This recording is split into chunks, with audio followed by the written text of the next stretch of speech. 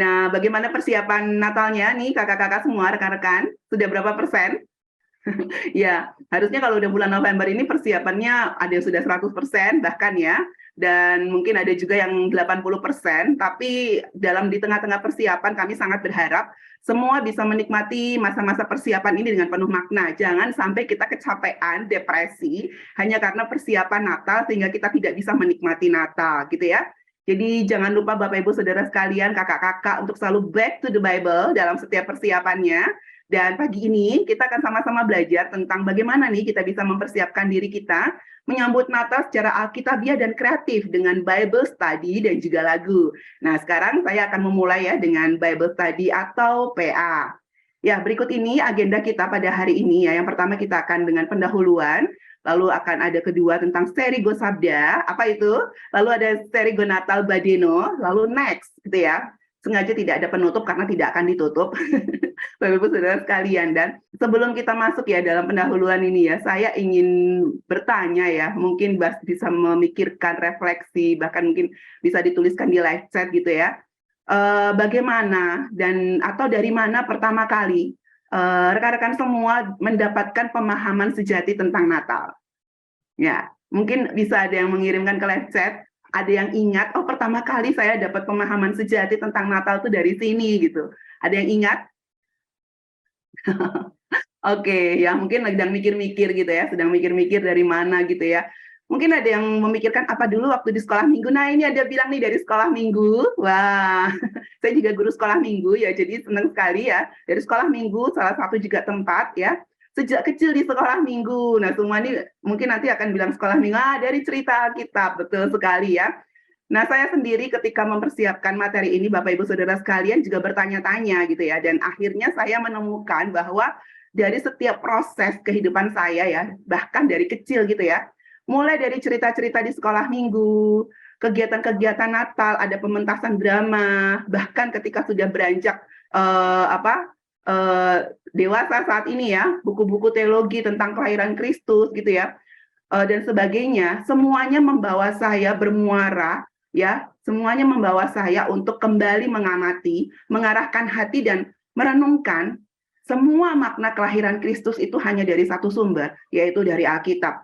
Dan dalam proses itulah saya menemukan pemahaman Natal yang sejati. Menikmati setiap prosesnya dari sekolah minggu ya, dari gereja, dari setiap khotbah, tetapi Tuhan juga mengarahkan untuk selalu back to the Bible, belajar sendiri bagaimana kita bisa mendapatkan pengalaman tentang makna Natal yang sejati dari firman Tuhan. Ya, mengenai makna kelahiran Kristus sendiri pun di Alkitab ada beberapa kisah yang sudah Tuhan nyatakan dari kita. Nah, sekarang saya mau mengajak rekan-rekan semua ya untuk kita belajar sebentar dari pengalaman Maria. Ini ada Ibu Maria di sini. Ini Maria di Alkitab ya. Ya, ini Ibu Yesus tentang bagaimana sebenarnya dia sudah mengajarkan kepada kita untuk memaknai Natal secara alkitabiah. Ya, saya mau menyoroti dari Lukas 1 ayat 38 dan Lukas 2 ayat 19 gitu. Ketika mempersiapkan ini saya juga melakukan sedikit PA dari dua ayat ini ya. Dan ini adalah ayat yang sangat terkenal, Bapak Ibu Saudara sekalian ya, dan sering sekali menjadi tema Natal juga. Dalam Lukas 1 ayat 38 gitu, dikatakan ya, setelah mendengar perkataan Allah melalui Gabriel, Maria memilih yang terbaik dari segala kebingungannya dan ketakutannya, yaitu apa? Ya, Maria mendengar dan mengarahkan hatinya. Next. Maria mendengar dan mengarahkan hatinya untuk taat kepada perkataan itu. Kita garis bawahi, dia berkata, sesungguhnya aku ini adalah hamba Tuhan. Dia mengarahkan hatinya kepada perkataan itu. Dan juga di Lukas 2 ayat 19 di situ dikatakan, para gembala menceritakan perkataan yang telah mereka dengar dari para malaikat. Di situ Maria kembali melakukannya, proses memaknai semua peristiwa dan semua perkataan yang sudah dia dengar dengan menyimpannya dalam hati. Dia melakukan proses ini ya, dia memelihara, dia mengingat, dia mengamankan agar semua yang sudah dia terima itu ya tidak pergi dari dirinya, tidak pergi dari hidupnya. Dan terlebih lagi Bapak Ibu Saudara sekalian ya, rekan-rekan semua, dia merenungkannya ya, bukan sekadar disimpan, tetapi diproses secara aktif melalui tindakan merenung. Ya, di sini kita belajar satu hal yang luar biasa tentang bagaimana kita sejatinya harus memaknai Natal. Dalam bahasa aslinya kata merenung itu sendiri ada unsur memikirkan, ada unsur berdiskusi, ada unsur mempertimbangkan. Jadi bukan sekedar merenung, diem gitu enggak ya. Dia betul-betul juga ada unsur aktif di situ. Ya mungkin dia berdialog dengan Tuhan atau dia mungkin berdiskusi dengan Yusuf karena Yusuf juga sudah mengalami ya semua. Yusuf juga mendengar firman Tuhan dari yang disampaikan melalui malaikat gitu ya. Dia memproses dan mengolah setiap perkataan, janji, dan kabar baik dari Allah yang disampaikan kepadanya. Dan Matthew Henry berbicara tentang cara Maria memaknai kelahiran Kristus ini. Kebenaran tentang Kristus itu layak untuk dipelihara, ya. Dan cara untuk memeliharanya agar aman adalah dengan merenungkannya. Merenungkan merupakan cara yang terbaik untuk membantu kita mengingat-ingat, menyimpan firman itu di dalam hati kita. Ya, belajar firman Tuhan memang bisa kita mulai dari skala yang paling ringan ya untuk kita bisa terus melakukan disiplin rohani. Dan ketika kita mau melakukan Bible study atau PA untuk Natal, kita tidak bisa langsung kalau orang Jawa bilang ujuk-ujuk bisa gitu ya. Ini satu proses Bapak Ibu Saudara sekalian gitu ya. Ini satu proses, ini adalah tindakan disiplin rohani. Dari sekolah minggu kita diajar untuk apa? Membaca firman Tuhan. Ketika kita belum bisa membaca pun, guru sekolah minggu kita atau orang tua kita membantu membacakan firman Tuhan. Itu satu proses awal yang dini ya, yang Tuhan berikan untuk kita bisa memproses setiap firman-Nya. Lalu setelah itu kita mendengar dan dalam langkah berikutnya kita bisa merenungkannya. Dalam skala ini atau anak-anak yang kita layani atau kita ajar, kita diajar nih untuk berfokus dengar-dengaran kepada perkataan firman Tuhan. Ya, Bapak Ibu Saudara sekalian, merenungkan firman seperti yang dilakukan Maria itu juga adalah proses untuk memasukkan firman Tuhan ya dalam hati. Ya, Maria melakukannya untuk memasukkan firman Tuhan dalam hatinya dan hidupnya. Nah, ini disebut dengan Bible intake ya. Dan Sabda sudah pernah membahas ini ya tentang Bible intake ini juga secara khusus. Ya, saya akan review sedikit aja ya. Bible intake itu adalah salah satu bentuk disiplin rohani ya dalam berinteraksi dengan Alkitab agar kita tuh selalu mendapatkan kepuasan, kekenyangan secara rohani yang sumbernya hanya dari Alkitab. Kita belajar dari Maria. Setelah mendengar firman Tuhan, dia mengarahkan hatinya kepada firman itu, dia juga merenungkannya, dan pada akhirnya outputnya apa? Dia bisa memuji Tuhan dari hasil firman Tuhan yang masuk di dalam hidupnya, ya, dan ketaatannya kepada Tuhan. Nah, kita bisa lihat dalam gambar yang lebih besar lagi ya. Ini adalah Bible intake dalam segala dimensinya. Ada baca, dengar, belajar, menghafal ayat itu juga proses untuk menginput firman Tuhan ya. Bagian dari belajar firman Tuhan, ada merenungkan, kita mengkhotbahkan, kita berdoa, dan kita menyanyikan, itu juga adalah proses untuk Bible intake. Selanjutnya kita melihat ya, dari Maria kita bisa belajar cara untuk mempersiapkan diri dan merayakan kelahiran Kristus ini secara alkitabiah. Secara alkitabiah, kita belajar berfokus kepada firman Tuhan. Sumbernya mendengar perkataan Tuhan. Ya, ini yang harus kita pastikan selalu ada di dalam setiap perayaan-perayaan Natal kita.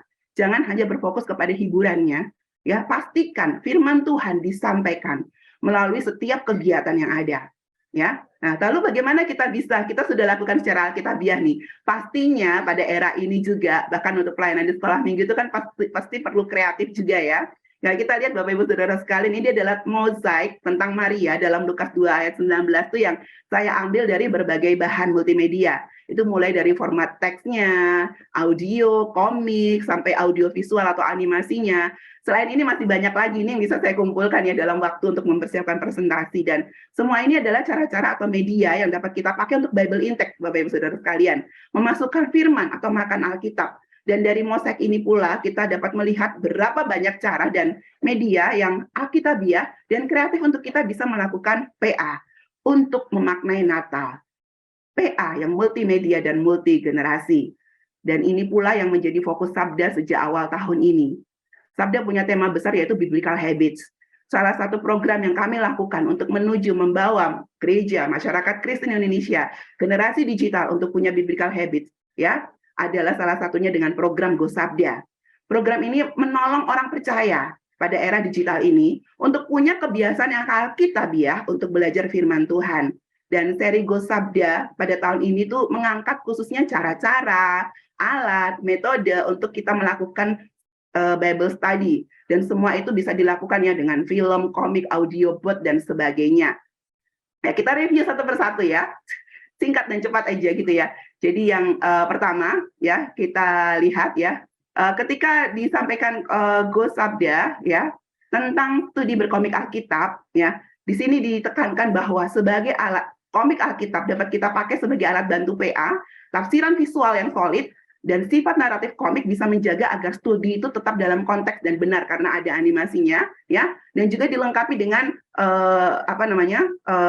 comic zone ya. Lalu studi bermedia itu adalah motor penggerak untuk belajar Alkitab pada era media first ini, media sosial dan multimedia.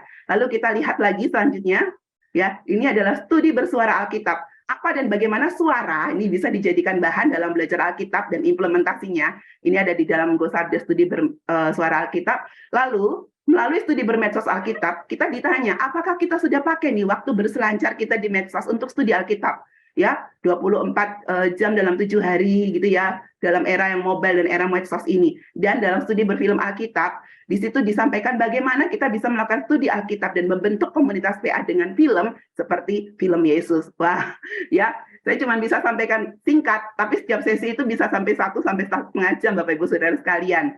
Nah, lalu dalam Go Sabda juga kami memaparkan alat-alat studi Alkitab ya. Ada 3, yaitu studi berbot, studi ber-app, dan studi beralat ya. Bot ini adalah alat atau cara studi Alkitab yang interaktif, fun, menggunakan aplikasi chatting. Bapak Ibu Saudara sekalian, dengan chatting kita bisa belajar Alkitab. Lalu juga ada app ya, Bapak Ibu Saudara sekalian sudah familiar dengan itu ya. HP atau mobile kita sebagai alat atau cara studi Alkitab. Bukan hanya untuk komunikasi, bukan hanya untuk entertainment, bukan hanya untuk belanja. Ya, HP kita harus kita pakai untuk belajar firman Tuhan.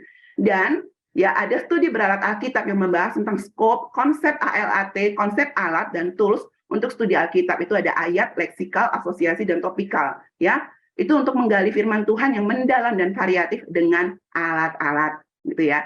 Lalu juga tahun ini kami juga membuat satu seri metode untuk studi Alkitab, yaitu ada 5 video tutorial ya. Di sini bisa dinikmati Bapak Ibu Saudara sekalian, pendek-pendek aja, setiap video sekitar 3 menitan ya. Kami pilihkan 5 yang dapat dipakai. Ada banyak sekali metode studi Alkitab. Kami baru bisa membuat 5 video tutorial untuk metode studi Alkitab ya Bapak Ibu Saudara sekalian. Bersyukur sekali karena dari tadi ya seri Go Sabda kita bisa melihat luar biasa sekali ya, bahwa ada banyak cara, ada banyak bahan, alat dan metode PA yang dapat kita pakai ya untuk melakukan studi Alkitab ya. Dan saya memfokuskan kepada satu alat, satu metode, satu cara untuk kita melakukan studi Alkitab dalam Badeno.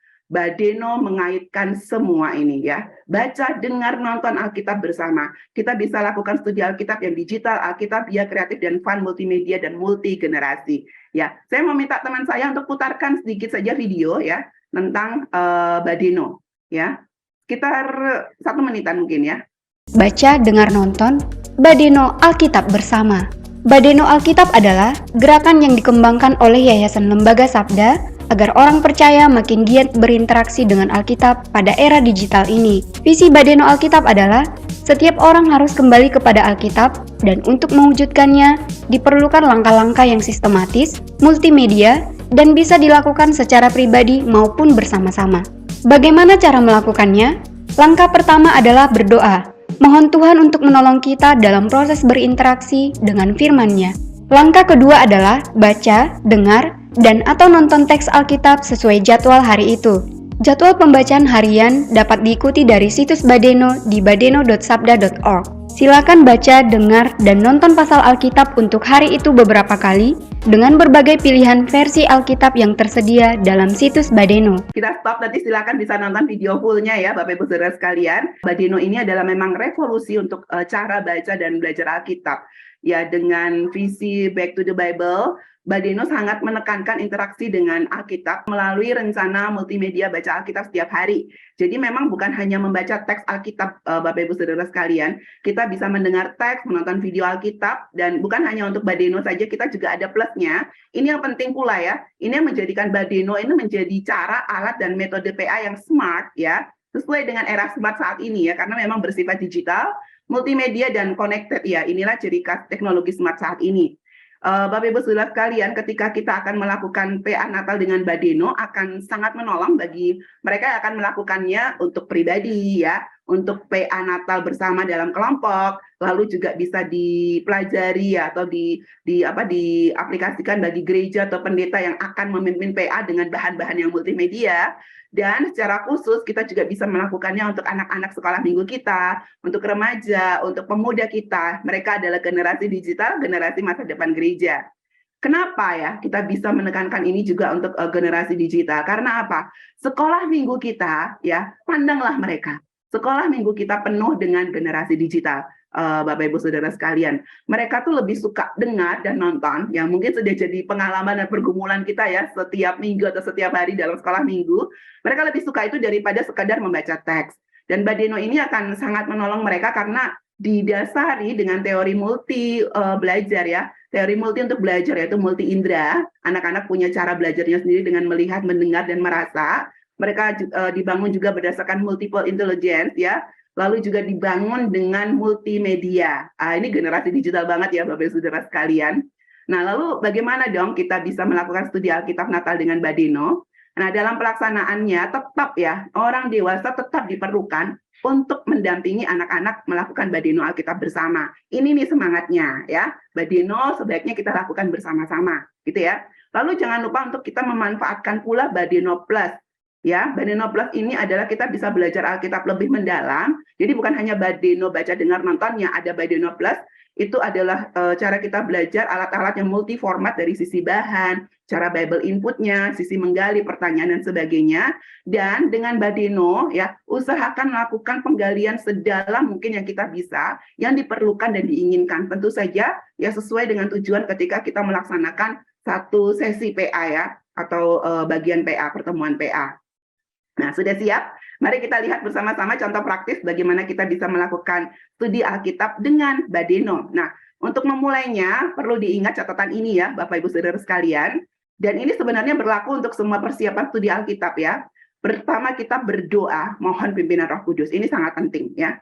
Roh Kudus lah yang dapat menolong kita. Cara apapun yang kita gunakan, metode apapun yang kita gunakan ya. Ya, sistem apapun yang kita gunakan, pertama lakukan berdoa ya. Lalu kita bisa memilih ya metode-metode PA, apapun bisa dipakai ya sesuai dengan kebutuhan kita. Boleh menggunakan dari 5 metode PA tadi yang sudah saya sampaikan ya. Lalu kita juga bisa membuat catatan jurnal untuk setiap hasil atau analisis penggalian atau hasil PA. Kenapa kita perlu membuat catatannya? Ini perlu untuk kita menyimpan, untuk memprosesnya lebih lanjut. Nah, lalu selalu siapkan rencana untuk membagikan hasil PA. Ini bisa lewat medsos contohnya ya. Kita bisa rencanakan untuk membagikannya lewat media sosial kita. Dan paling asik ya kalau kita merencanakannya untuk kita lakukan bersama-sama. Bisa hybrid, on-site maupun online. Ya, banyak sekali metode PA yang dapat digunakan ya. Biasanya kami menggunakan untuk Badeno ini bisa menggunakan metode PA SABDA, simak, analisa, belajar, doa, dan diskusi, lalu ada aplikasi, atau kita bisa gunakan juga metode PA dari Badeno dengan 4 langkah sederhana dan sebagainya. Ya, kita mulai dari ini ya, kita mau pilih ini ya dari studi Alkitab Natal Badeno dari Lukas 2. Ya, kalau Bapak Ibu Saudara sekalian masuk ke dalam badeno.sabda.org ya, atau sabda.id/Badeno, Bapak Ibu Saudara sekalian akan dihadapkan dengan pilihan ya. Pilihan untuk memilih ayat. Kalau secara default akan tampil menu baca untuk hari itu. Tetapi kita juga bisa memilih ya di bagian pilih kitab untuk memilih bagian PA Natal yang akan kita lakukan. Dan saat ini saya memilih dari Lukas 2 gitu ya, dari Lukas 2. Ya, kita bisa melakukan baca ya. Dalam bagian baca kita akan diberikan pilihan teks Alkitabnya. Bahkan bukan hanya satu versi, tetapi ada beberapa versi langsung kita bisa buka dari bagian membaca, gitu ya. Nah, ketika kita turun bawah, kita sudah membaca dari satu versi atau beberapa versi, kita juga diajak untuk membaca, ya, membaca dari penjelasan singkat kitab tersebut, pasal tersebut, ya, isi pasalnya. Kita juga bisa belajar garis besar dari seluruh pasal tersebut yang sudah langsung bisa kita baca, ya, dalam layar pertama pasal itu ya dari Alkipedia. Ini terintegrasi juga dengan aplikasi Alkipedia. Nah, ini contoh kalau kita membuka, misalnya saya mau belajar dari Lukas 2 ayat 19 ya. Ada yang tahu ini bahasa apa, Bapak Ibu Saudara sekalian? Alkitab bahasa apa? Mungkin Roma tahu? Karo, Bu. Ini bahasa Batak Karo ya. Ini nanti ditanya bakas ini mungkin ada yang dari Batak Karo. Ini kita bisa memilih langsung ya dari Badeno tersebut gitu. Nah, sekarang setelah kita baca ya, simak ini namanya langkah-langkah simak gitu ya. Kita bisa melakukan pula menyimaknya dengan mendengar ya. Kita bisa melakukan dengan mendengar. Ya, kita bisa membaca dan studi Alkitab dengan audio. Di sini kita turun ke bagian bawah, masih di bagian Lukas 2, kita bisa memilih versi untuk Alkitab audio akan kita baca gitu ya. Ada versi TB Alkitab Suara, ada TB Drama dan sebagainya. Silahkan nanti bisa langsung didengarkan dari tampilan pasal ya. Di sini saya pilih Lukas 2 gitu ya untuk audionya. Nah, bukan hanya kita bisa mendengarkan audio dramanya atau audio Alkitabnya, ada juga beberapa program studi Alkitab yang diberikan dan ditawarkan. Lalu setelah itu ada bagian nonton, kita bisa membaca studi Alkitab dengan cara menonton, gitu ya. Sudah dipilihkan beberapa video, di sini ada film Lumo ya, yang langsung akan diberikan kepada kita. Per perikop Bapak Ibu Saudara sekalian, jadi enak sekali ya, kita bisa melihatnya secara berperikop tentang Lukas 2 ini. Lalu ada juga untuk playlist untuk kita bisa membaca dari video-video lainnya, kita bisa lakukan studi Alkitab. Dan ini cuplikan sedikit ya dari bagian nonton film Lumo ketika Maria ya sedang merenungkan ya dari Lukas 2:19. Selain Badeno ya seperti tadi yang sudah saya katakan gitu ya, ada juga Badeno Plus. Untuk studi lebih lanjut dan mendalam, kita bisa gunakan Badeno Plus. Ada studi, pertanyaan, bonus, suku, dan bersama. Nah, jika rekan-rekan ingin menggali lebih dalam setiap kata penting, tokoh, atau peristiwa dalam Lukas 2, atau Lukas 2:19, silahkan ya kita buka Badeno Study. Ya. Nah, kita bisa klik salah satu nama di dalam Badeno Study. Jadi nama-nama ini atau tempat atau kata-kata penting ini semuanya ada di dalam Lukas 2. Ya, Bapak Ibu Saudara sekalian. Dan ketika kita mengeklik salah satunya, ya, saya pilih kata Yesus Kristus, kita akan diarahkan kepada halaman Alkitab Sabda Ok untuk melakukan studi kamus ya tentang Yesus Kristus gitu ya. Mulai dari biodatanya, arti namanya, ayat-ayat tentang Yesus Kristus dan sebagainya, dan ini akan sangat menolong kita melihat garis besar dari seluruh Alkitab tentang Yesus Kristus yang adalah pusat dari Alkitab. Nah, dalam Badeno tadi kita juga bisa belajar lewat komik Bapak Ibu Saudara sekalian ya. Ini saya ambil dari Kingston Indonesia dari Lukas 2, di bagian bawah ini juga kita akan diarahkan kepada Komik Zone, yaitu pusat studi Alkitab berdasarkan komik Alkitab. Selanjutnya ya, ketika saya klik di komik yang halamannya khusus Lukas 2:19, iya, nah ini kita bisa lihat satu halaman, di situ ada Lukas 2:16-19. Nah ini bagian cerita ketika Maria dan Yusuf bertemu dengan para gembala dan momen ketika dia mendengarkan perkataan dari para gembala. Ya, lalu kalau kita klik ya, kita juga bisa langsung masuk ke bagian Komik Zone-nya. Di situ kita akan dibawa untuk menggali lebih dalam dari halaman tersebut dalam Discovery, ada audio terkait, ada video dan komik terkait lainnya. Wow, ya, betapa mendalamnya kita bisa lakukan penggalian hanya dari komik Bapak Ibu Saudara sekalian. Nah, lalu selanjutnya kita lihat ada Badeno pertanyaan. Ini fitur yang cukup baru ya Bapak Ibu Saudara sekalian dari Badeno gitu ya. Dan ini saya suka banget.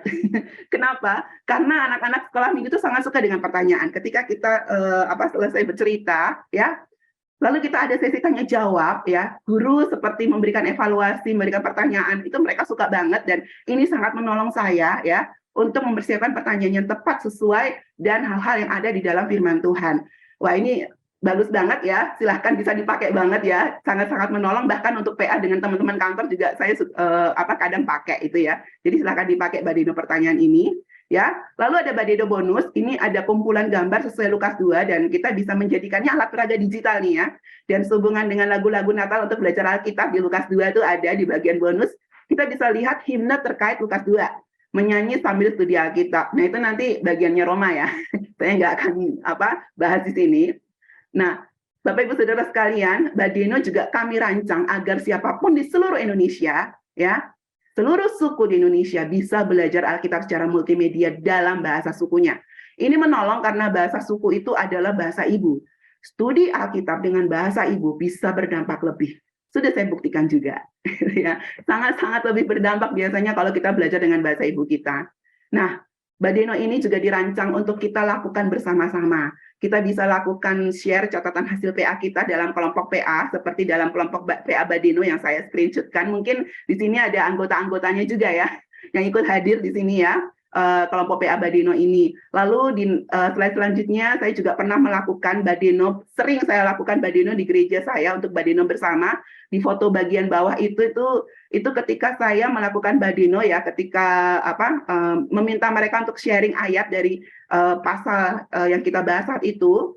Lalu hal apa dari audio atau video yang menolong mereka bisa memahami teks lebih baik dan menjadi penerangan bagi mereka, dan mereka saya minta untuk memberikan aplikasinya. Lebih mudah meminta mereka sharing ya ketika sudah membaca atau ketika sudah mendengar atau menonton videonya, daripada ketika mereka selesai membaca atau kita kasih cerita berjam-jam gitu ya. Dan itu seru sekali, momen yang sangat saya tidak akan lupakan, karena mereka seperti berpetualang, mereka betul-betul suka berpetualang dengan firman Tuhan yang mereka lihat dari mereka dengar dari audio dan mereka lihat dari video yang ditampilkan saat itu. Di atas itu adalah video ketika kami ya Sabda melakukan ibadah Natal bersama anak-anak sekolah minggu di salah satu gereja di Solo.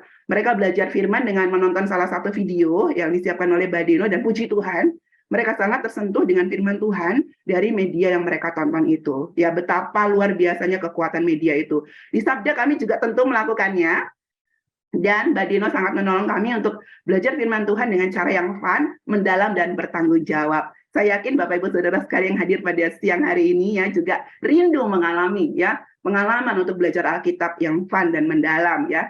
Nah, Bapak Ibu Saudara sekalian, Badeno juga terintegrasi dengan pusat belajar Alkitab online yang canggih dan lengkap, yaitu Alkitab Sabda.org ya.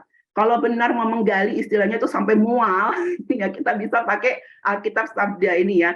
Contohnya aja dalam Lukas 2:19 itu kita bisa melihat paralelnya dalam bahasa Indonesia. Itu kalau diklik bahasa kuno itu juga banyak sekali bahasa sukunya, hanya dalam satu ayat ya. Bahasa Indonesia lainnya dan bahasa Inggris. Kita juga bisa melihat bahasa aslinya. Ada juga interlinear ya, dan ada discovery box yang akan membawa kita kepada fakta-fakta Alkitab ya. Terkait dengan ayat pasal yang kita pelajari. Ada tab untuk media. Wah, hanya untuk satu ayat kita bisa menggali begitu dalam. Tetapi sekali lagi ya, ingat, pastikan kita gunakan alat dan metode yang tepat. Nah, selanjutnya bagaimana? Saya hanya ingin mengucapkan, ayo Bapak Ibu Saudara sekalian, kakak-kakak, praktekkan sendiri. Bisa gunakan metode PA dari Badeno dengan 4 langkah sederhana. Tulis jurnalnya berdasarkan panduannya. Nah, di samping ini ya, ini hasil jurnal sederhana saya untuk Lukas 2:19, dan ini udah ready untuk dibagikan. Ya, udah ready untuk dibagikan. Saya bisa bagikan sewaktu-waktu ya kepada grup PA saya atau ke gereja saya dan sebagainya ya. Sungguh-sungguh bersyukur dengan Badeno ini. Nah, selanjutnya Bapak Ibu Saudara sekalian, saya tidak akan memberikan, tadi saya katakan ya, tidak akan memberikan bab penutup karena ini bukan akhirnya. Saya hanya ingin bertanya, what's next? Sudah dapat apa dari materi ini? Siap nggak memaknai Natal dengan Bible Study atau PA?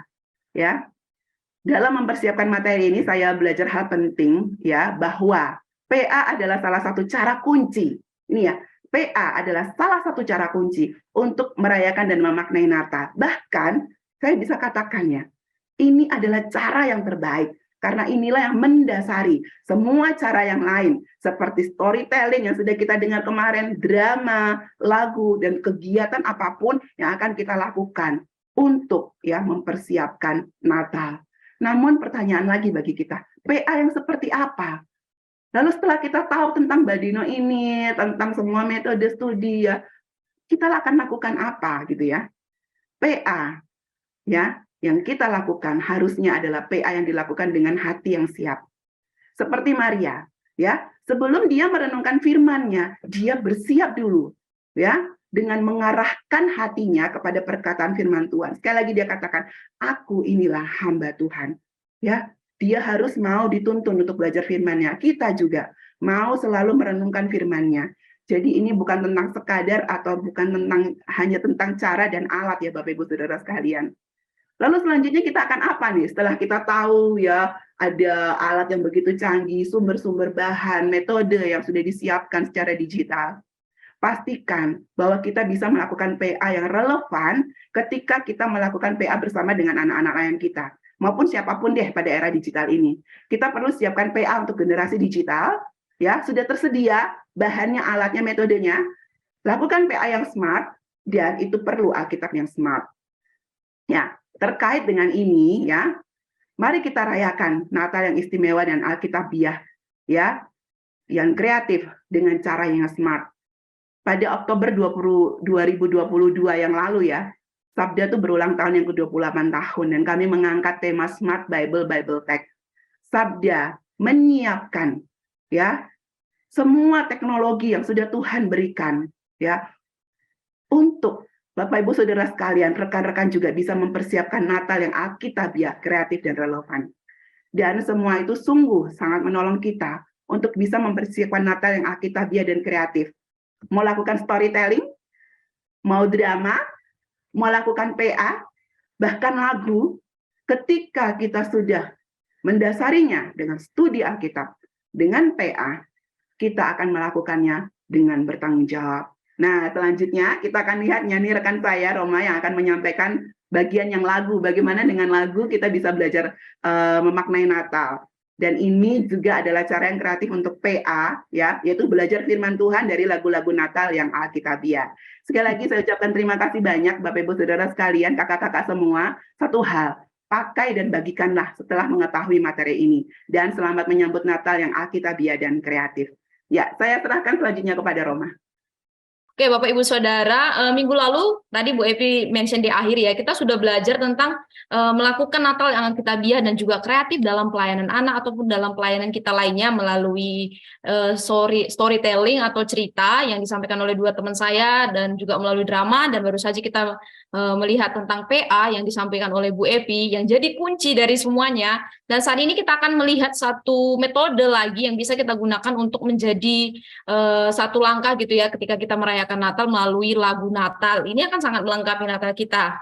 Nah, agenda kita pada siang ini ada 6, nanti kiranya ini bisa cepat saya bagikan supaya nanti dalam sesi tanya jawab Bapak Ibu bisa juga sembari bisa membagikan mungkin terkait hal-hal yang sudah dilakukan juga di dalam gerejanya. Yang pertama apa itu tentang lagu, terus landasan Alkitab, kita akan lihat nanti landasan Alkitabnya. Terus yang ketiga lagu Natal, terus yang keempat seri Go Natal, lagu Natal. Nanti akan ada contoh yang saya bagikan. Ini Bapak Ibu hanya satu opsi gitu, nanti bisa dikembangkan lagi gitu dalam perayaan Natal Bapak Ibu Saudara sekalian. Dan yang terakhir adalah kesimpulan. Ya, apa itu lagu? Kita akan berangkat dari satu fakta ya dulu ya Bapak Ibu Saudara. Kita mau menyadari apa enggak pada dasarnya manusia secara alami akan mendengarkan lagu dan juga musik. Bisa dikatakan ini sudah menjadi sebuah sistem yang ada di dalam kehidupan manusia yang menghiasi hari-hari kita ya. Ketika kita di rumah, ketika kita di jalan, ketika kita di kantor, di pusat perbelanjaan, atau di mana saja, lagu biasanya akan kita dengarkan. Dan ini akan menghidupkan suasana atau tempat di mana kita berada. Makanya tidak jarang masalah sekarang ini lagi tren-trennya nih di kafe atau di mana-mana itu ada live musik yang diberikan gitu ya, supaya menarik minat pengunjung yang mungkin ketika datang nggak semangat ketika sampai ke tempat tongkrongan bisa semangat lagi. Nah, sebenarnya kita mau lihat apa sih sebenarnya lagu itu? Ya, ketika saya mengutip dari KBBI, lagu itu adalah ragam suara yang berirama atau yang memiliki ritme. Berarti ritme di sini berbicara tentang suara yang digabung, yang berulang dan pasti memiliki tempo dalam bercakap, dalam bernyanyi, membaca dan juga sebagainya. Ini dari KBBI. Nah, dari satu referensi lain, saya melihat bahwa lagu dikatakan di sana adalah kombinasi lantunan suara merdu dari sang penyanyi dan instrumen-instrumen musik yang berdendang menjadi satu irama yang beriringan bersamaan, gitu ya. Jadi kombinasi suara yang di dalamnya terdapat banyak sekali makna, terdapat banyak sekali harmoni, bahkan pesan-pesan yang disampaikan, baik itu nadanya sedih, nadanya gembira, atau nadanya ragu, atau semangat, atau mimpi, atau apapun itu, bisa didengarkan dari sebuah lagu atau musik. Nah, sebenarnya apa yang menjadi faktor sehingga musik dan lagu menjadi sesuatu yang sangat disukai oleh banyak orang? Paling tidak ada 5 hal yang bisa saya bagikan, tetapi Bapak Ibu juga bisa menambahkan, ini hanya sebagian kecil ya, pasti ada lebih banyak lagi. Kenapa orang menyukai yang namanya sebuah lagu gitu ya. Yang pertama di sini menyentuh emosi. Ya, ini disadari atau tidak, karena di dalam lagu itu tadi saya bilang terkait adanya pesan, harmoni dan juga cenderung melihat sisi ekspresi kita ya ketika kita senang, ketika kita marah atau ketika kita ceria, itu tuh masuk ke dalam hati kita dan menyentuh hati kita yang terdalam. Jadi kita bisa emosional gitu ketika mendengarkan sebuah lagu yang kita dengarkan. Misalnya saat saya senang, saya akan mendengarkan lagu yang ceria gitu, yang menambahkan kekuatan, semangat gitu. Dan ketika saya lagi sedih, saya akan mendengarkan lagu-lagu galau gitu ya. Sebenarnya gimana itu terjadi? Karena di dalam lagu itu tadi bisa menyentuh emosi dan ada satu kekuatan ya, magic tersendiri gitu ya ketika kita mendengarkan lagu. Yang kedua itu mengaktifkan jaringan saraf atau saraf yang ada di otak. Nah, saraf ini kan berhubungan dengan bagian penting lainnya yang ada di otak kita ya. Dan ini pasti memperkuat jaringan-jaringan yang ada di otak kita.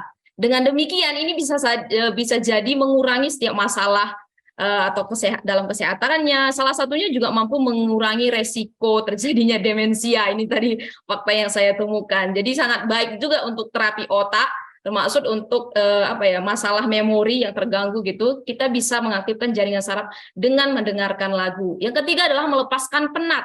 Ya, kita tahu di dunia yang sangat distraksinya banyak ini, lagu menjadi salah satu opsi atau pilihan yang baik ketika kita mau melepaskan kepenatan yang mungkin menumpuk di kepala kita. Yang keempat itu meningkatkan semangat. Ya, di sini Bapak Ibu Saudara, lagu itu bisa sangat menambahkan stamina lagi ketika lagi down gitu, ketika mendengarkan lagu ya kita bisa bangkit lagi untuk semangat menjalani hari gitu. Ada satu momen di kantor kami itu kalau lagi fokus-fokusnya itu akan fokus dengan pekerjaannya masing-masing, pakai headset langsung dengarkan sembari fokus bekerja gitu. Itu akan meningkatkan semangat kita ketika kita bekerja. Dan yang kelima adalah menyampaikan pesan.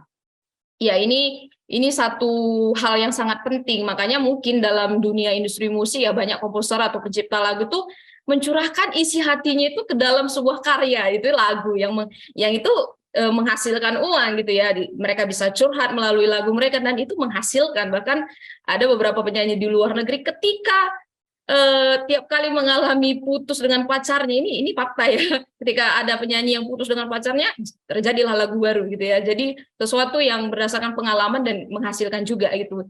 Nah, dan Bapak Ibu bisa tambahkan hal-hal lainnya mengapa sebuah lagu dikatakan penting dan jadi kesukaan bagi banyak orang pada umumnya. Nah, kalau kita sudah melihat secara umum bahwa di kalangan manusia ini sudah sesuatu yang sangat lumrah untuk didengarkan, bagaimana sebenarnya dengan lagu-lagu Natal? Sebelum sampai ke sana Bapak Ibu Saudara, kita akan lihat bagaimana landasan firman Tuhan yang akan mendasari lagu Natal kita pada siang hari ini, yang akan nanti istilahnya kita bisa menangkap ya satu hal yang penting gitu dari lagu-lagu Natal yang kita dengarkan maupun yang saat kita ajarkan kepada anak-anak kita. Ya, nah kita akan lihat landasannya dari Perjanjian Lama dan juga Perjanjian Baru. Nah, kalau kita mau melihat dari sudut pandang firman Tuhan, Bapak Ibu, kita harus sepakat dulu bahwa di dalam sejarah kehidupan umat manusia, musik dan lagu sudah menjadi salah satu bentuk ekspresi penyembahan ciptaan atau kita umat-umat manusia kepada Allah, Sang Pencipta kita. Jadi dalam hal ini pujian penyembahan adalah pengakuan bahwa Allah berdaulat atas setiap kehidupan kita di dunia ini. Jadi fokusnya ketika kita memuji pencipta kita tahu fokus siapa yang sedang kita puji. Ini akan melengkapi pengertian kita tentang lagu dan juga pujian. Ya, di dalam Perjanjian Lama sebenarnya ada berapa kata yang dipakai untuk menjelaskan tentang pujian kepada Allah. Lebih dari 5 kata yang bisa dijelaskan di sana Bapak Ibu. Tapi paling tidak saya akan bagikan 3 hal penting di sini yang perlu kita ketahui bersama-sama. Kata yang pertama yang dipakai yang sering digunakan itu adalah kata yadah. Ini adalah satu bentuk ekspresi pujian kepada Allah dengan cara mengangkat tangan untuk memuji Tuhan. Ketika kita mengangkat tangan, ketika kita datang kepada Tuhan, kita mengangkat kedua tangan kita sembari merentangkannya gitu ya. Dan juga sembari bersyukur atas setiap berkat-berkat dan juga kasih Tuhan yang dicurahkan kepada kita manusia gitu ya. Ini banyak sekali ditemukan di dalam kitab Mazmur, khususnya tadi di sini saya berikan satu contoh lah dari Mazmur 28 ayat 2. Aku mau mengangkat tanganku ketika aku mau memuji Tuhan. Nah, menaikkan syukur kepada Tuhan. Jadi kita menggunakan seluruh anggota badan kita ketika kita menaikkan pujian, ketika menaikkan penyembahan kita kepada Tuhan. Dan kata yang kedua di sini yang sering juga dipakai adalah halal. Nah, ini kata dasar dari kata haleluya yang sering kita pakai, yang punya pengertian terpujilah Tuhan ini. Sebuah kata dengan pengertian memuji, menghargai, dan juga menghormati. atau kalau kita lihat telusuri lagi lebih dalam, itu artinya melihat ke arah Tuhan, melihat kepada Sang Pencipta, kepada Tuhan. Dan sehingga ketika kita memuji, ketika kita menghormati dengan ekspresi kita, ini banyak sekali dilantunkan oleh Daud ya, dia menari-nari di hadapan Allah, dia melakukan semuanya, dia tidak menahan malu, tetapi dia benar-benar mengekspresikan pujiannya kepada Tuhan, karena ada satu dorongan yang kuat dari dirinya untuk meninggikan nama Tuhan kayak gitu. Nanti Bapak Ibu bisa juga lihat di Mazmur 113 ayat 3 dikatakan di sana, dari terbit sampai terbenamnya matahari terpujilah nama Tuhan. Haleluya. Nah, kata yang ketiga dipakai di sini adalah kata zamar.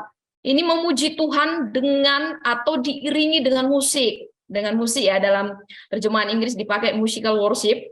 Di sini ada musik-musik, mungkin masa sekarang ada musik instrumental atau kombinasi dari keduanya lah. Di Mazmur 147 ayat 7 dikatakan, bernyanyilah bagi nama Tuhan dengan nyanyian syukur. Bermazmurlah bagi Allah kita dengan kecapi. Daud juga banyak sekali ya. Kita bisa melihat bagaimana Daud, sang raja yang diurapi oleh Allah, memuji-muji Tuhan, menyanyikan pujiannya bagi Tuhan. Bukan hanya dengan mengangkat tangan, bukan hanya mengekspresikan semuanya tanpa segan dan malu, tetapi dia juga memuji Tuhan dengan rebana, dengan kecapi, dan lain sebagainya. Alat musik digunakan juga untuk memuji Tuhan. Dan Bapak Ibu nanti bisa lihat kata-kata yang lain juga, ada begitu banyak kata-kata yang bisa dipakai untuk mengekspresikan tentang pujian kepada Allah di dalam Perjanjian Lama. Jadi seluruh mazmur di sini adalah koleksi pujian bagi Allah. Ada mazmur mesianik, ada nubuatan, bahkan sampai kepada kematian Kristus dan juga kebangkitan Kristus. Ini juga terkait di dalamnya ya, ada mazmur yang dinaikkan oleh pemazmur terkait fokusnya itu Yesus Kristus yang dinubuatkan. Nah, ada kitab lain juga selain kitab Mazmur, firman Tuhan secara keseluruhan penuh dengan luapan pujian, khususnya yang ada di Perjanjian Lama. Nah, kenapa kita penting memuji Tuhan ya? Kalau di dalam kitab Mazmur, saya banyak mengutip kitab Mazmur, tapi Bapak Ibu sebenarnya juga bisa cari dari bagian lain. Ada banyak sekali juga Mazmur di sana, bentuk pujian kepada Allah. Kenapa kita penting di dalam memuji Allah gitu? Paling tidak di bagian ini saya jelaskan Bapak Ibu ada 5 bagian. Kenapa kita memuji Tuhan? Karena yang pertama, kebesarannya melingkupi setiap kita. Di Mazmur dikatakan, besarlah Tuhan dan sangat terpuji. Dan kebesarannya tidak terduga. Dialah Allah yang besar, yang mengatasi segala sesuatu yang ada di dunia ini. Dia Allah yang terbesar dari segala apapun yang ada di dunia ini. Yang kedua, kesetiaannya. Aku mau menaikkan syukurku dengan gambus atas kesetiaanmu. Aku mau menyanyikan mazmurku, ya kudus, yang kudus Allah Tuhanku. Nah, ini nyanyian pemazmur juga ya. Responnya yang diberikan pemazmur dengan gambus dan juga kecapi, karena dia mengetahui Allah yang dia kenal adalah Allah yang setia. Yang ketiga adalah kebaikannya. Pujilah Tuhan hai jiwaku, dan janganlah lupakan segala kebaikannya. Pemazmur menekankan bahwa senantiasa kita harus memuji Tuhan, sebab dia baik, kebaikannya tidak terbatas, dan sangat banyak, terlalu banyak kebaikan Tuhan yang Tuhan nyatakan dalam kehidupan umatnya. Itu adalah pemazmur sendiri. Yang keempat adalah keselamatan. Dikatakan, aku girang karena keselamatan daripadanya, aku bersorak-sorai karena Tuhan. Ini sebuah ekspresi juga yang diberikan pemazmur, karena keselamatan telah turun atas dirinya sendiri yang didapatkan berdasarkan anugerah Tuhan saja. Dan yang terakhir adalah kemuliaannya. Tuhan tinggi mengatasi segala bangsa, kemuliaannya mengatasi langit. Dia yang harus ditinggikan karena dialah pencipta. Seharusnya kita juga sebagai pencipta, sebagai ciptaan harus menceritakan tentang kemuliaannya. Nah, ini kata-kata yang sering dipakai di Perjanjian Lama tadi, sudah beberapa kata kita dengarkan. Dan kenapa kita memuji Tuhan? Mazmur membagi banyak sekali pentingnya memuji Tuhan, dan Bapak Ibu nanti masih bisa cari lagi di kitab Mazmur, sangat banyak sekali. Nah, di dalam Perjanjian Baru kata yang sering dipakai itu adalah kata Eukaristo. Ini artinya adalah mengucapkan terima kasih. Orang yang memuji itu lebih akrab dengan orang yang dipuji. Jadi kita mengucapkan terima kasih kepada orang yang kita puji karena kita memiliki hubungan yang akrab. Makanya kita mengucapkan terima kasih kepada orang tersebut. Dalam sosok tersebut adalah Tuhan sendiri. Yang kedua adalah bersyukur secara aktif. Di sini saya tulis aktif ya, jadi bukan pasif gitu. Ada tindakan yang diberikan kepada orang yang kita puji, yaitu ucapan syukur. Dalam hal ini karena karya-karya Allah. Dan yang ketiga adalah memberikan pujian dan penyembahan kepada Allah. Ini bentuk-bentuk yang dipakai di dalam Perjanjian Baru. Dan kalau kita melihat kepada Natal, maka paling tidak saya akan bagikan ada 4 tokoh-tokoh di sini Bapak Ibu Saudara yang berkaitan dengan Natal. Yang pertama kita lihat ya, yang memuji Tuhan ya, ketika Kristus lahir atau ketika Kristus akan lahir, sejarah di dalam Alkitab Perjanjian Baru dan juga sudah dinubuatkan dipenuhi dengan luapan pujian sukacita kepada Tuhan. Maria, ketika kita membaca Injil Lukas pasal 1 ayat 46 ayat sampai 55, nanti Bapak Ibu bisa membuka Alkitabnya, dikatakan di sana ada nyanyian Maria. Di sana kita bisa melihat Bapak Ibu bahwa Maria meluapkan kegembiraannya kepada Tuhan. Karena apa? Karena fokus Maria adalah Allah sudah menjadi juru selamatnya. Di ayat 47 nanti Bapak Ibu bisa baca sendiri. Jiwaku memuliakan Tuhan, hatiku bergembira, Allah juru selamatku. Dia memperhatikan bahwa dia adalah orang yang berbahagia saat itu. Bahkan dikatakan aku menjadi seorang ibu yang berbahagia. Karena apa? Dia mendapatkan satu respon ya, dia meresponi tentang seorang malaikat yang datang kepadanya bahwa dari kandungannya lah akan nanti datang juru selamat. Dia bersyukur, sesungguhnya aku adalah hamba Tuhan. Jadilah menurut apa yang Tuhan kehendaki dalam hidupku. Jadi respon Maria dari apa yang didengar dari malaikat tersebut terkait dirinya yang akan dipakai oleh Tuhan melalui Roh Kudus yang akan mengandung juru selamat, sungguh menjadi nyanyian ucapan syukur yang besar kepada Allah dari mulut Maria. Terlebih lagi karena Tuhan adalah juru selamatnya.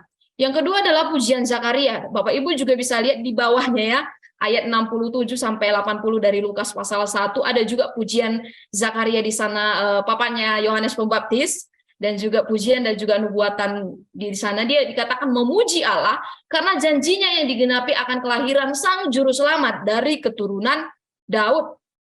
Ayat-ayat awal yang pujian Zakaria dikatakan dari tunas Daud keselamatan akhirnya datang sesuai dengan janjinya yang ada di perjanjian lama. Zakaria tahu bahwa Allah akan menggenapi janjinya terhadap umatnya dan ini sedang datang. Terlebih lagi dia bersyukur, dia memuji Tuhan karena Yohanes Pembaptis akan membuka jalan baginya sesuai dengan nubuatan para nabi ya. Kita lihat di Yesaya juga bahwa Yohanes Pembaptis akan dipakai oleh Allah untuk membukakan jalan bagi Allah bisa berkarya, itu dalam hal ini adalah Yesus Kristus. Ini pujian Zakaria. Dan yang ketiga adalah pujian malaikat. Ini yang sangat sering mungkin kita dengarkan dari Lukas 2 ayat 14 Bapak Ibu Saudara. Ketika malaikat datang mengunjungi para gembala, ini saya brosurnya, grafisnya saya lihat dari komik, bagus sekali. Dikatakan para malaikat memuji-muji Tuhan. Dikatakan kemuliaan bagi Allah di tempat yang maha tinggi dan damai sejahtera di bumi di antara orang-orang yang berkenan kepadanya. Kelahiran Yesus menjadi nyanyian sukacita yang besar di surga dan juga di bumi. Jadi sorga pun berkumandang dan bergema karena sebuah keajaiban Natal terjadi atas dunia. Dan saat itu malaikat menaikkan pujian tertinggi hanya kepada Allah yang telah turun menjadi manusia. Dialah sang damai. Makanya di dalam pujian para malaikat di dalam Lukas 2 ayat 14 ya, kemuliaan bagi Allah di tempat yang maha tinggi dan telah nyata dikatakan, dan dia juga damai sejahtera di antara orang-orang yang berkenan kepadanya. Nah, dua hal yang dinyatakan yang saya garis bawahi ya dari pernyataan malaikat, dari pujian malaikat ya. Kemuliaan Allah telah nyata di sini dalam kuasa dan kasihnya karena itu di spotlight kepada manusia gitu ya. Jadi bisa kemuliaan Allah itu sudah nyata, sudah bisa dilihat sekarang, yang tadinya tidak kelihatan sekarang bisa dilihat manusia. Jadi sang firman itu telah turun menjadi manusia dan telah berinkarnasi menjadi manusia. Dan yang kedua dikatakan damai sejahtera telah datang. Kenapa ada damai sejahtera? Karena Yesus Kristus yang lahir itu adalah menjadi pendamai dan penebus dosa manusia untuk memulihkan hubungan yang tadinya retak dengan Allah sehingga bisa kembali bersama-sama dengan Allah. Dialah sang pendamai. Nah, makanya ini adalah pujian tertinggi yang dinaikkan oleh para malaikat kepada malaikat berkumandang, sorga berkumandang karena kelahiran Yesus. Dan yang menerima kabar ini adalah para gembala. Ya, ini sangat berkaitan juga, nanti Bapak Ibu baca di dalam Lukas 2 secara keseluruhan untuk perikopnya. Dikatakan kalau di Lukas 2 ayat 20, kembalilah para gembala sambil memuji Allah dan memuliakan Allah. Bapak Ibu, kita harus tahu bahwa gembala adalah orang pertama atau kelompok pertama yang mendengar tentang kelahiran Yesus daripada malaikat. Ini lucu mungkin ya, kenapa ya ketika Yesus akan lahir dan Yesus telah lahir yang dikatakan nggak ke nggak dikabarkan ke pemerintahan yang besar atau kepada para pejabat negara atau pemerintah-pemerintah yang ada di kursi-kursi yang bertahta gitu ya, tapi malaikat mengabarkan kelahiran Yesus kepada para gembala. Ya, nanti bisa Bapak Ibu telusuri ya terkait dengan banyaknya maksud gitu. Salah satunya bahwa memang Yesus hadir untuk semua golongan, termasuk juga para gembala.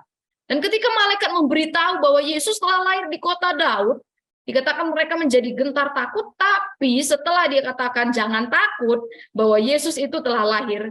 Di sini kumandang dari simfoni malaikat menggerakkan para gembala untuk langsung datang kepada Yesus. Ketika malaikat ngomong, "Hei gembala, hari ini telah lahir bagimu Yesus Kristus di kota Daud." Mereka nggak bilang, "Oke, kami akan pergi minggu depan atau kami akan pergi tahun depan." Nggak. Saat itu juga, mari sekarang kita akan pergi melihat apa yang sudah disampaikan oleh malaikat tersebut. Jadi mereka langsung meresponi atas pujian malaikat terhadap kelahiran Yesus. Dan ketika mereka akhirnya mencari keberadaan Yesus yang sudah lahir itu di Bethlehem, mereka mendapatkan dan melihat Yesus sudah lahir di dalam palungan. Betapa sukacitanya mereka, Bapak Ibu Saudara, bersukacita sekali gembala.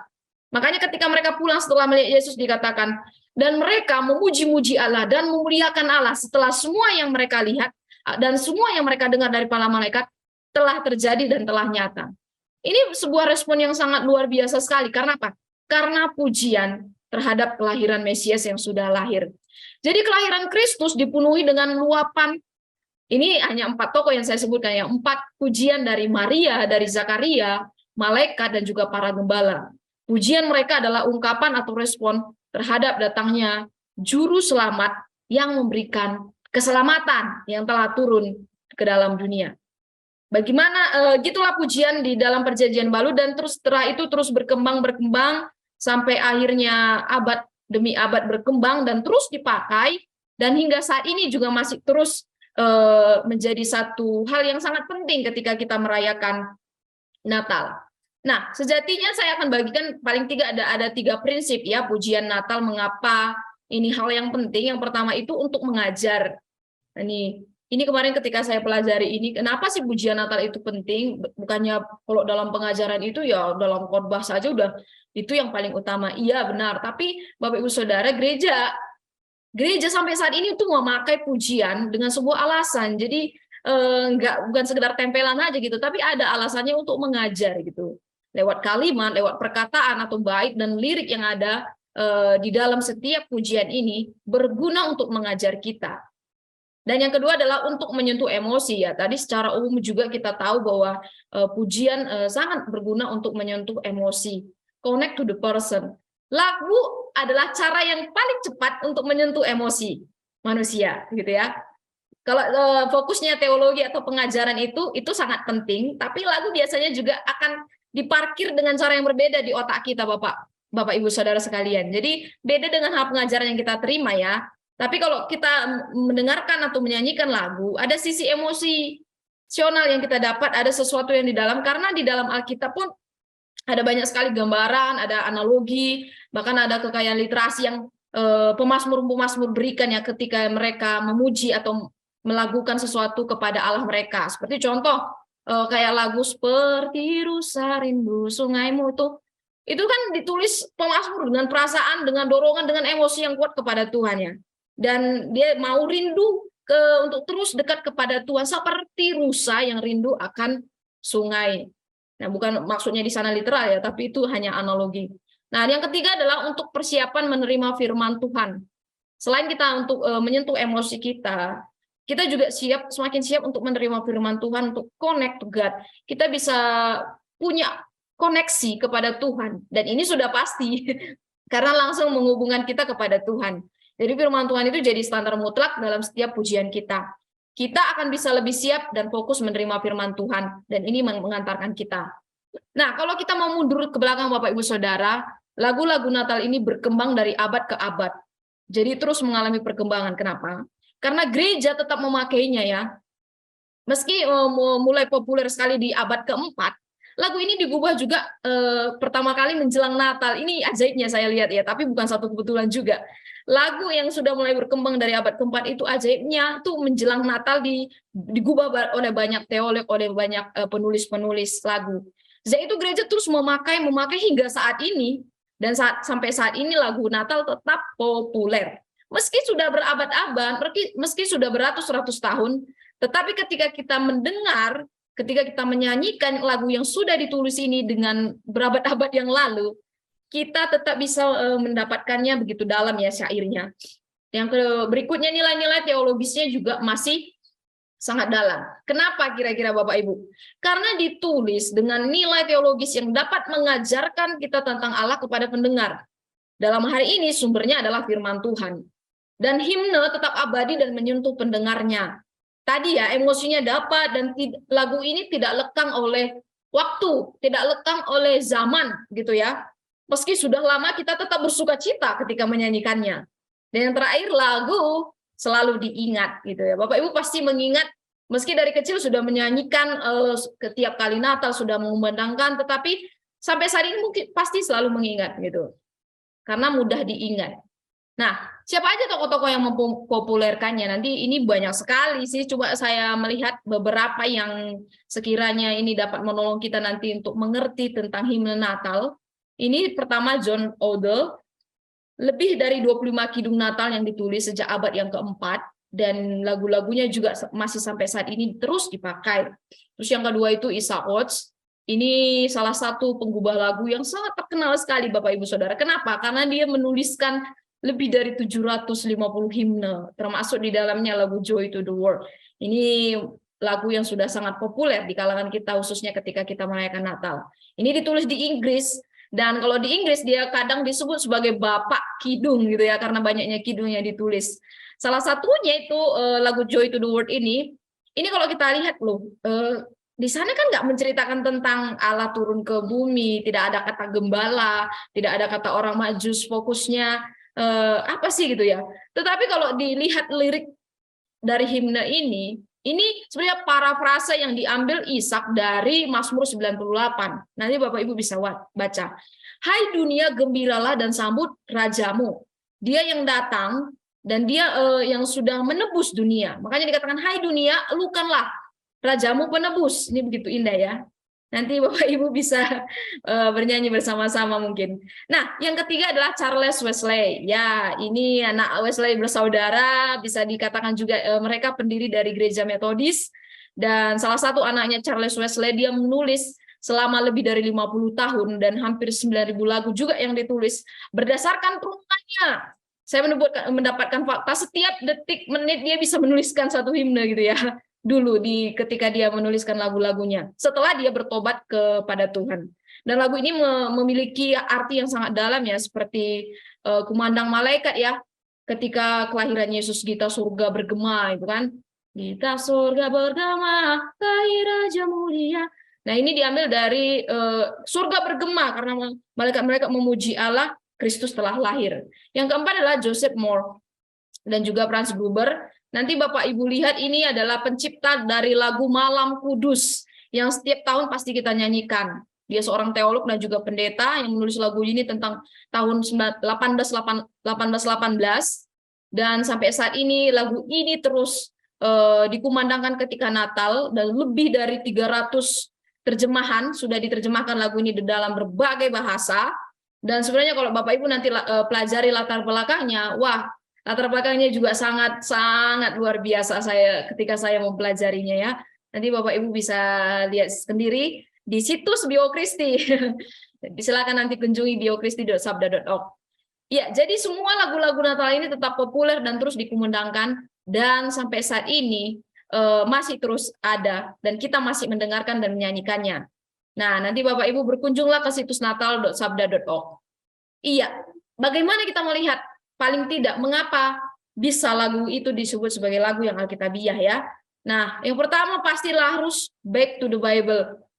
Gali dan selidiki apakah lagu-lagu tersebut sesuai dengan firman Tuhan atau tidak. Dan yang kedua bersifat kristosentris. Fokusnya ke siapa? Apakah kepada Allah, kepada Kristus, apakah kepada diri sendiri, apakah kepada hal yang lain yang tidak berhubungan dengan Kristus? Kita harus perhatikan bagian ini. Dan yang ketiga adalah digubah oleh penyair yang mengenal Allah. Bapak Ibu Saudara, kalau kita melihat himne-himne yang ditulis oleh para teolog dan para pendeta, Itu ditulis karena mereka adalah sosok atau figur yang mengenal Allah. Dan ketika mereka menuliskan, bukan untuk kesenangan diri mereka sendiri, bukan untuk berpusat kepada mereka sendiri, tapi pusatnya adalah Kristus. Dan ini harus kita simak benar-benar ya. Apakah lagu tersebut populer saja, tetapi sebenarnya alkitabiah atau enggak? Nah, kita paling tidak ada kriteria ini yang bisa Bapak Ibu pelajari. Contoh mungkin kayak lagu yang sering terkenal sekali ya, Jingle Bells, Jingle Bells. Ini siapa yang nggak tahu lagu ini ya? Tapi kalau kita lihat apakah benar lagu ini lagu Natal, iya, tapi beneran alkitabiah apa enggak? Nah, itu bisa Bapak Ibu selidiki liriknya. Nah, gitu ya Bapak Ibu Saudara. Bagaimana kita bisa melakukan Go Natal untuk lagu Natal? Kemarin minggu lalu kita sudah belajar tentang storytelling Natal. Kak Bima sudah memaparkan ketika kita bercerita, kita harus mempelajari cerita Natal, kita harus menggumuli cerita Natal tersebut berkali-kali.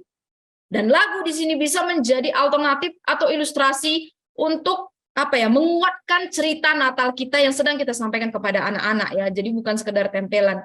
Lagu bisa memberikan pesan gitu dari cerita yang sedang kita berikan. Tujuannya apa? Selain kreatif, ini bisa membuat emosinya atau endingnya cerita kita itu bisa nyampe dan menajamkan cerita kita. Lagu. Yang kedua, drama Natal. Drama Natal ini, ini udah sering sih Bapak Ibu Saudara pasti melakukannya juga. Kuasai ya bahan drama dan jadikan lagu sebagai ilustrasi. Drama Natal untuk dapat menunjukkan emosi atau penghayatan peran. Makanya ada contoh drama musikal di sana ya yang akan menajamkan ya drama Natal yang sedang kita lakukan. Cara ini mungkin sudah tidak asing lagi. Jadi Bapak Ibu bisa melakukan sedemikian kreatif, tetapi tetap berpadanan kepada Alkitab. Yang ketiga adalah PA. Tadi Bu Evi sudah menjelaskan, ada begitu banyak sekali cara, metode, alat yang bisa digunakan untuk ber-PA melalui lagu. Dan ini sudah pernah kami lakukan di Sabda Bapak Ibu. Sudah ada lirik, sudah ada audio, video. Dengarkan liriknya baik-baik, renungkan ayatnya, mencari ayat yang terkait, dan juga ambillah aplikasinya. Dan yang terakhir adalah liturgi Natal. Oke, ini satu contoh praktik yang bisa kita lakukan ya. Ini saya lakukan di gereja saya menjelang hari Natal sekolah minggu. Tema Natal gereja kami, jangan takut, dari Lukas 2 pasal 2 ayat 10. Di sana, di sini saya katakan ke anak-anak, ini lagu-lagu yang bisa dilakukan ya. Hai mari berhimpun. Kenapa kita pilih lagu ini? Kita tahu bahwa malaikat menyampaikan kepada gembala, dan di sana gembala semua berhimpun. Hai mari berhimpun. Akhirnya ini mengantarkan kita kepada cerita. Semua gembala itu join nggak atau bergabung nggak ketika datang kepada Yesus? Di Alkitab nggak diceritakan ya ada gembala yang tinggal, tapi semua datang kepada Kristus gitu. Ini bisa mengantarkan kita kepada cerita atau drama yang mungkin kita lakukan. Terus di bagian kedua kita bisa lakukan juga menambahkan lagu, kata ini lagu Noel atau Malam Kudus atau Hai Dunia Gembiralah. Nah ini juga Bapak Ibu bisa tambahkan di dalam praktiknya ketika nanti merayakan Natal dengan lagu. Dan ada paket karaoke Natal juga yang Bapak Ibu bisa gunakan. Nanti silakan masuk di situs Natal Indonesia.